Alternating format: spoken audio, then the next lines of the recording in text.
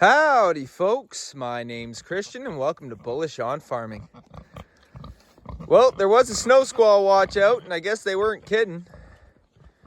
Got about a foot of snow here and brought the cattle back into the yard by the barn because yesterday afternoon temperatures were getting up to about 1 degree Celsius, but they went back down to about -7 overnight and got a foot of snow with it.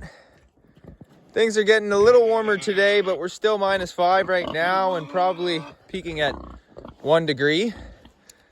So this afternoon, depending on how things hold up, I'll probably get these girls back out on the field. We have our calves still out on grass, on pasture, in our cull group with some meat heifers out on grass. But the beauty about the cold and getting this much snow is that these paddocks actually become more pleasant to deal with. The ground firms up and the snow covers a lot of the mud. And so let's talk a little bit about the pigs now. These pigs are in a winter wonderland. And you can see that the wire, well, the first wire is under snow, the second wire is partially under snow, and that third wire is still above.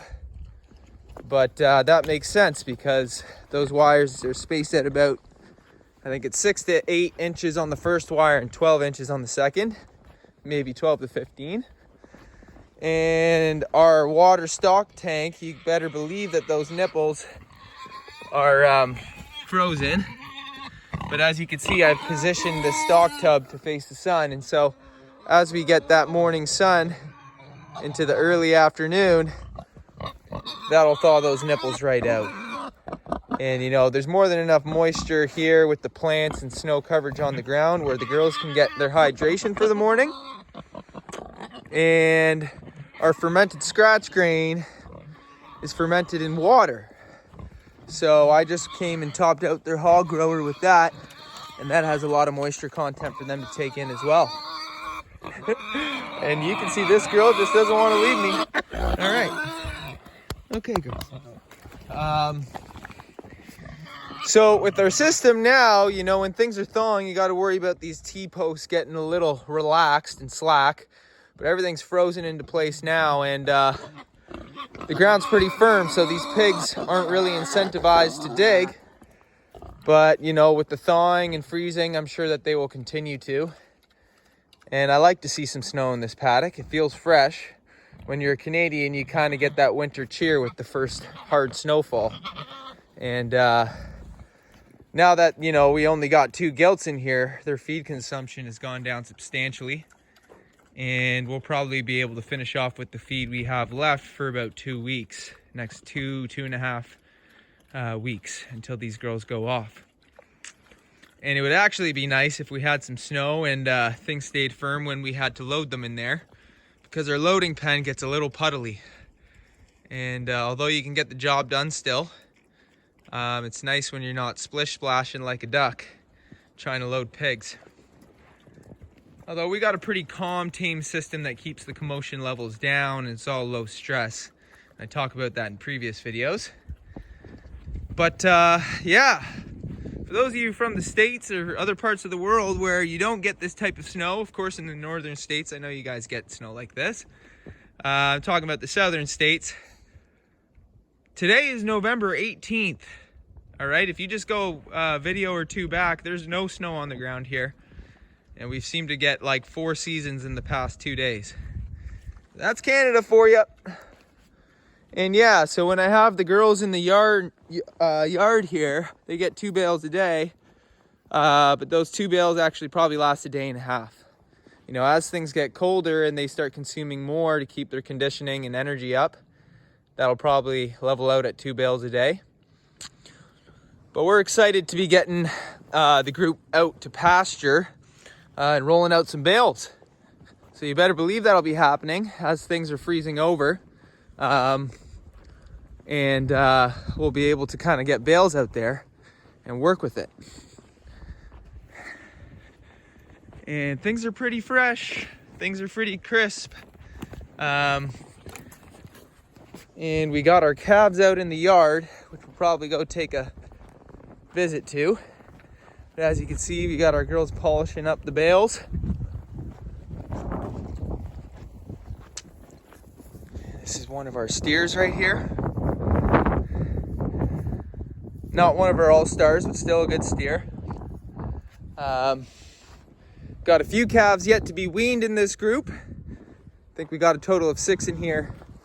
In our cull group, a couple of those calves still have their calves on their hip.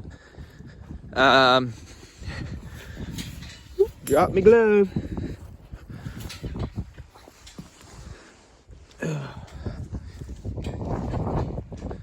Whew. Gotta love a brisk morning when you're dressed right. Because it just feels refreshing to get that cool breeze through the layers. Let's take a look at this boy right here. That's a nice looking calf. So these calves at their oldest would be 8 months. Sorry, 8 months at the end of November. And you can see this one's a bit smaller. But this is where our calves still are. We originally weaned them in this nursery paddock is what we call it. And it's pretty fresh right now. Still some stuff to graze in here, not much, but they got their ring feeder with their bale over there. I've been hauling out buckets from the barn to fill up their water trough. And you can see there's a little bit of an ice layer on top, but it's no big deal. Just punch through it and the cattle can drink. That'll be thawed up by this afternoon. Mind you, when there's snow on the ground and the cattle graze, they drink much less because they get a lot of moisture consumption from the snow. And I've actually grazed cover crop and not refilled cattle's water for a week because them grazing the cover crop, which actually has a lot of moisture content when you're talking things like turnips and radish, but also the snow. And one of the cool things that I've done in winter, grazing cover crop, this upcoming winter, we're going to be doing an intensive bale grazing program on the field just past these calves. And when things are nice and firm, I'll get the tractor and I think we lay out something like 150 to 170 bales, half in that field and half in another field where we got a gate to an adjacent field. But for now, let's just take a nice look at where we're at in calf country.